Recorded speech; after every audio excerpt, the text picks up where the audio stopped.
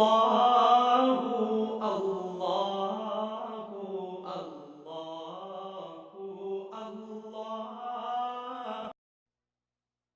تعریفیں اس اللہ کے لیے ہیں جس نے دین میں صاحب بصیرت کے رتبے کو بلند کیا اور انہیں دین کے لیے عادل بنایا اور خوبیوں کو جوڑنے والا بنا دیا۔ اور میں گواہی دیتا ہوں کہ اللہ کے علاوہ کوئی شریک نہیں، وہ وحدہ لا شریک ہے، اور جو اس کا شرک کرے گا وہ گناہگار ہوگا اور جہنم میں ہمیشہ کے لیے ذلیل و رسوا ہوگا۔ اور میں گواہی دیتا ہوں کہ ہمارے نبی جناب محمد رسول اللہ صلی اللہ علیہ وسلم اس کے بندے اور اس کے رسول ہیں، اور وہ فلاح پا گیا جس نے اس کو اپنا قدوہ نبی سمجھا۔ اور اللہ آپ کے رسول کی آل اولاد پر ایسے سلامت و سلام نازل فرما جا جو ہمیشہ در در پہنچتے رہیں۔ اے مسلمانوں، اللہ سے ڈرو، اللہ سے ڈرو، کیونکہ جو ڈر گیا وہ کامیاب ہو گیا، جو حد توڑنے والے بدبخت اور نقصان ہو گیا۔ اے مسلمانوں، اللہ سے ڈرو، جیسے اللہ سے ڈرنے کھا کے نہ مارو جب تک تم مسلمان نہ ہو جاؤ۔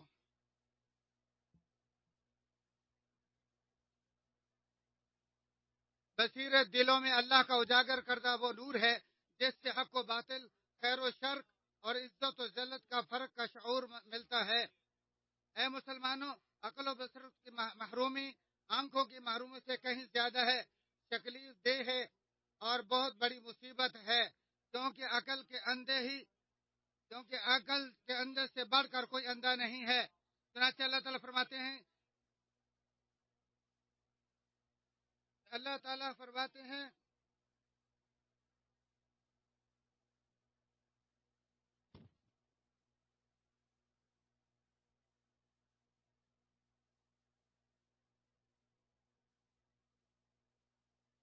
بصیرت سے مراد حقیقی ذہانت ہے۔ کہا جاتا ہے چراغ آنکھ تو گل ہو جاتا ہے جبکہ عقل روشن رہتی ہے۔ بصیرت دلوں میں اللہ کا اجاگر کردہ وہ نور ہے جس سے حق و باطل، خیر و شر اور عزت و ذلت کے فرق کا شعور ہوتا ہے۔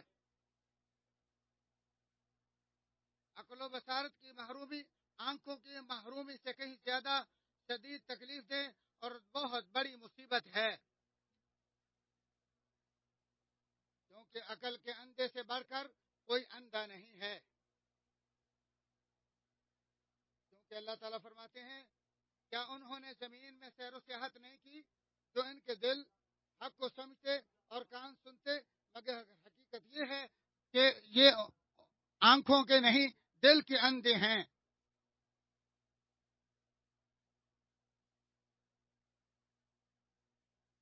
تو نے ہزاروں بینا گمراہ تو دیکھے ہوں گے، گویا ان کی آنکھوں پر پردہ ہے۔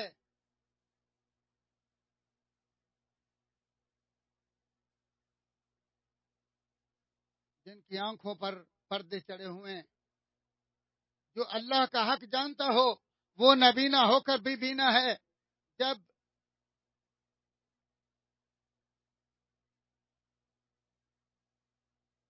جب حبر امت عبداللہ بن عباس رضی اللہ تعالی عنہما کی عمر کے آخر پہر میں بینائی سے محروم ہو گئے تو یہ گنگنایا کرتے تھے، پھر کیا ہوا اگر اللہ نے میری آنکھوں کا نور لے لیا، جبکہ انہی آنکھوں سے میرے قلب و لسان کو منور کر دیا، میرا دل ذکی، میری عقل بے خلل، اور میرے منہ میں قرآن و سنت کی ترجمان قاطع شمشیر بے نیام ہے۔ بصیرت سے مراد قرآن و سنت ہی تو ہے، جیسا کہ اللہ تعالیٰ فرماتے ہیں، بے شک تمہارے رب کی طرف سے حق بینے کے ذرائع پہنچ چکے، لہذا جس نے اس سے سمجھ حاصل کی نفع یاب ہوا، اور جو اندھا رہے گا وہ اپنا ہی نقصان کرے گا۔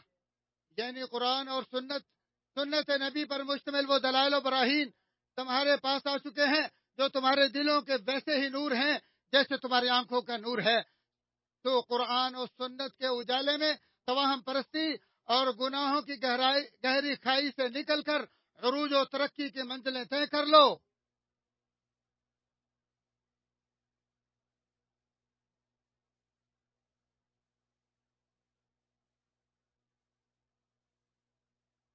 اے مسلمانوں، بڑی حیرت انگیز بات ہے کہ قرآن اور سنت رسول کے واضح نور اور روشنی کے تھامنے کے باوجود تم گناہوں کے عمیق گڑھوں میں غرق ہو جاتے ہو۔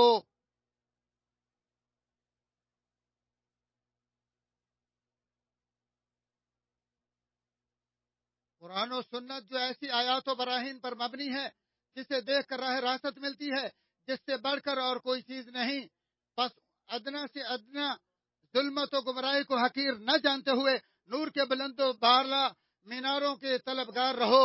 چنانچہ جس نے قرآن و سنت سے رہنمائی لیتے ہوئے حق پہچان کر اس پر عمل پیرا ہوا، اسی کو فائدہ اور نفع ہوا، اور جس نے آنکھیں بند کر لی وہ اپنے جرم کے بداش میں ذلیل و رسوا ہوا۔ عبداللہ بن عمر بن عاص رضی اللہ تعالیٰ عنہ فرماتے ہیں، یہ آیت جو قرآن میں نازل ہوئی، اے نبی ہم نے آپ کو گواہ اور بشیر و نذرا بنا کر بھیجا ہے، یہ یا تورات میں اس طرح وارد ہوتی ہے، اے نبی ہم نے آپ کو گواہ اور ان پڑھوں کا محافظ و بشیر بنا کر بھیجا ہے، آپ میرے بندے اور رسول ہیں، میں نے آپ کا نام متوکل رکھا، آپ غلیظ و فحش گوئی یا گلیوں میں شور و غل کر کے عادی نہیں تھے، برائی کا بدلہ برائی کے بجائے معافی اور درگزر سے کام لینے والے، تب تک اللہ ان کی روح قبض نہیں کرے گا جب تک ٹیڑھی اور بگڑی ہوئی امت سیدھی ہو کر کلمہ لا الہ الا اللہ کا اقرار نہ کر لے، اور اس کلمے کی بدولت اندھے کو بینائی اور بہرے کو سماعت اور دل غافل کو زندہ دلی میسر نہ ہو۔ رواہ البخاری۔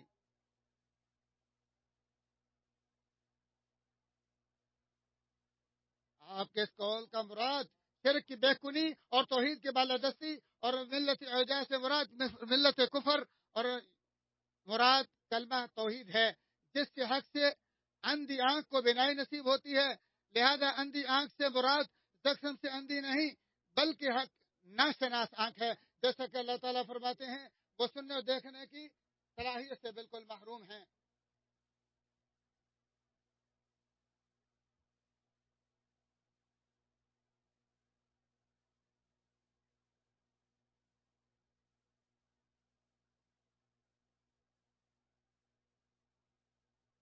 ہمارے رب نے ان سے متعلق آخرت و قیامت کی شان میں فرمایا ہے، بلکہ وہ قیامت کے بارے میں شک اور اندھے پن کا شکار ہیں۔ ہر انسان کی 4 آنکھیں ہوتی ہیں،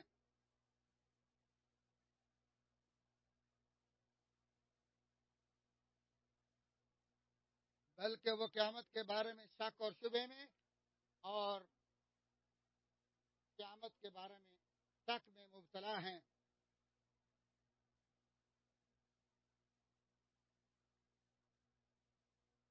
اللہ تعالیٰ فرماتے ہیں اندھا اور بہرا کبھی برابر نہیں ہو سکتا۔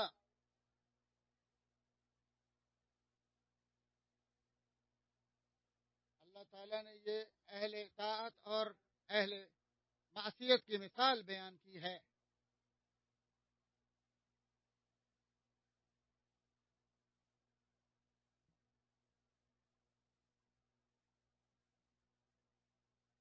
ہر انسان کی 4 آنکھوں ہوتی ہیں، 2 اس کے سر پر جو دنیا دکھاتی ہیں اور 2 اس کے دل میں جو آخرت دکھاتی ہیں۔ اگر سر کی دونوں آنکھیں اندھی ہو جائیں مگر دل کی آنکھیں دیکھتی رہیں تو ایسے شخص کا اندھا پن مضر نہیں ہے، اور اگر سر کی دونوں آنکھیں دیکھتی رہیں اور دل کی دونوں آنکھیں بجھ جائیں تو ایسے شخص کا دیکھنا بھی فضول و بیکار ہے۔ اگر انسان اپنے کانوں سے حق نہ سن سکے اور آنکھوں سے ہدایت نہ دیکھ سکے تو ایسے سننے اور دیکھنے کی ضرورت بھی کیا ہے، جب انسان کا متمع نظر ہی متاع دنیا، اور تب اس کے لیے اندھیر اور روشنی سب برابر ہیں۔ اللہ مجھے اور آپ کو ان لوگوں سے کر دے جو حق سے دیکھتے ہیں اور اس کی زندگی کا قائد و قبر کا نور ہے۔ اللہ تعالیٰ مجھے ان لوگوں سے کر دے۔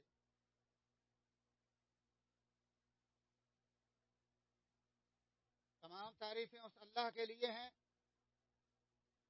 جس نے اپنی مہربانی سے اس کو پناہ دی، جو اس کے لطف کی طرف جہاں پناہ گزین ہوا۔ تمام تعریفیں، میں گواہی دیتا ہوں کہ اللہ کے علاوہ کوئی معبود نہیں ہے اور وحدہ لا شریک ہے۔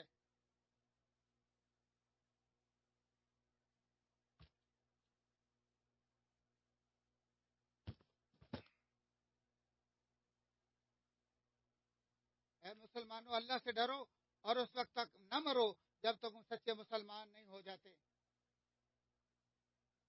اہل ایمان کی یہ خوبی ہے کہ وہ ہمہ وقت زندہ دل اور فہم و فراست کے خوگر ہوتے ہیں. اللہ سے اس کے اوامر و نواہی اور وعد و وعید خوب دے نشین کر رکھتے ہیں. جب ان پر اس کی آیات کی تلاوت کی جاتی ہے تو ہمتاً گوش سننے کے لیے جھک جاتے ہیں اور توجہ طلب کانوں اور باشعور دلوں سے سمجھ کر اس کی باز و نصیحت سے غافل نہیں رہتے اور اس کی عبادت سے تکبر نہیں کرتے، جیسا کہ بیکار اور متکبروں کا شیوا ہے. جیسے بہرے اور اندھے جو سننے اور دیکھنے کی صلاحیت نہیں رکھتے. ہمارے رب کا فرمان ہے، اور جب انہیں ان کے رب کی کلام کی آیات سنائی جاتی ہیں تو وہ اندھے اور بہرے ہو کر ان پر نہیں گرتے. حسن فرماتے ہیں کتنے ہی لوگ ایسے ہیں اسے پڑھتے ہیں اور اندھے بہرے ہو کر گر پڑتے ہیں. اے مسلمانوں، رفت و بلندی، عزت و شرف اور شان و شوکت دین فہمی میں ہی منحصر ہے. اے اللہ، ہمیں دین میں فہم و فراست رکھنے والوں، اپنے سامنے سجدہ ریز ہونے والوں میں سے کر دے، جو تیری شریعت کی، جو تیرے سامنے سجدہ ریز ہونے والوں ہوں، جو تیری شریعت کی عظمت کے قدردان، تیرے احکام کے پیروکار اور تیری حمد کے تسبیح خواہ ہوں. اور احمد کائنات کے ہادی رشافے پر انگد صلاۃ والسلام، پس جس نے آپ پر ایک بار درود بھیجا، اللہ اس کو 10 رحمتوں کا انعام فرمائے گا.